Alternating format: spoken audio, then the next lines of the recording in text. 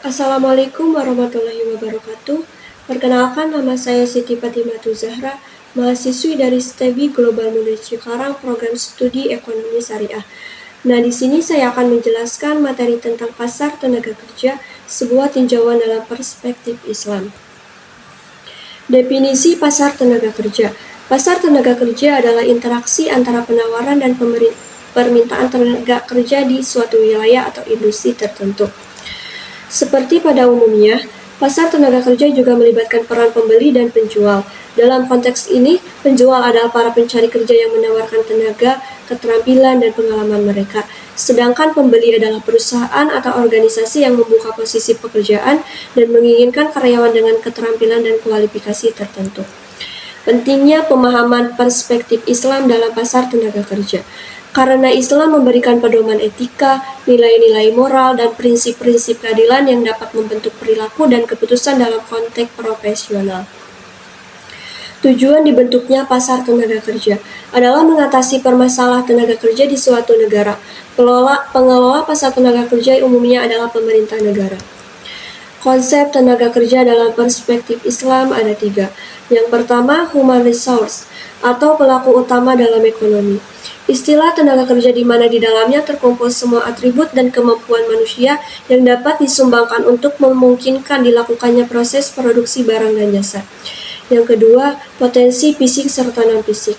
Tenaga kerja melibatkan potensi fisik seperti kekuatan dan keterampilan, ataupun non-fisik seperti intelektual dan kreativitas. Yang ketiga, kompetensi tenaga kerja.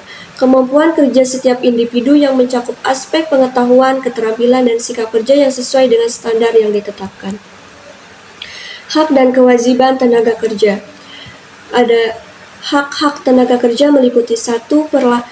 Memperlakukan tenaga kerja dengan menjunjung persaudaraan dan kesamaan di antara umat muslim tanpa membeda-bedakan golongan, ras, dan status sosial. Kedua, kemuliaan dan kehormatan haruslah senantiasa melekat pada tenaga kerja.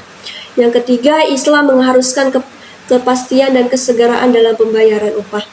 Yang keempat, tidak membebani para pekerja dengan pekerjaan yang berat di luar kekuatan fisiknya.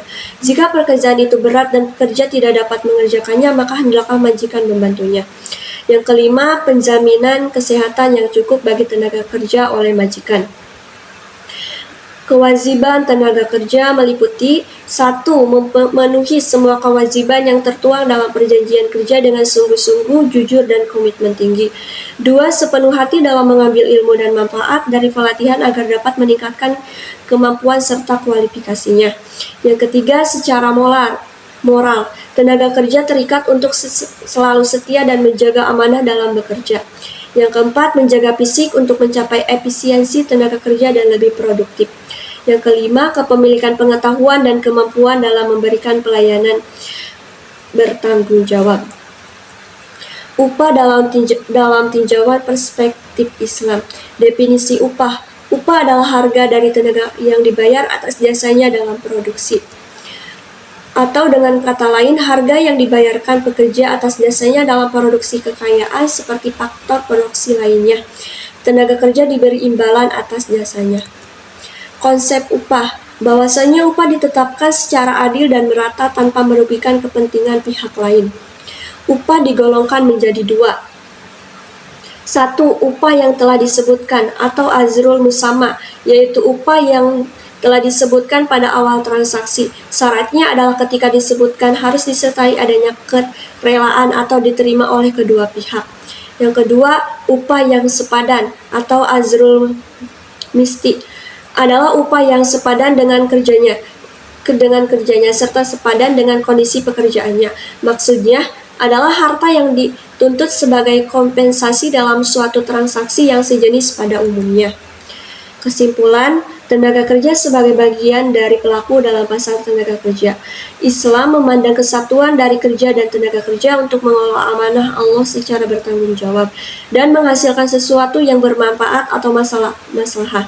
Fungsi pasar tenaga kerja sebagai bagian dalam proses penentuan tingkat upah tentu tentu dipengaruhi beberapa faktor eksternal dan internal yang terjadi. Dampak dari berlakunya pasar tenaga kerja dengan esensi ekonomi yang islami di dalamnya dapat berpotensi untuk menghasilkan pemerataan ekonomi di masyarakat serta menumbuhkan perekonomian dan kesejahteraan seperti yang dituju dalam ekonomi Islam untuk mencapai falah. Sekian dari saya, mohon maaf bila ada kesalahan. Wassalamualaikum warahmatullahi wabarakatuh.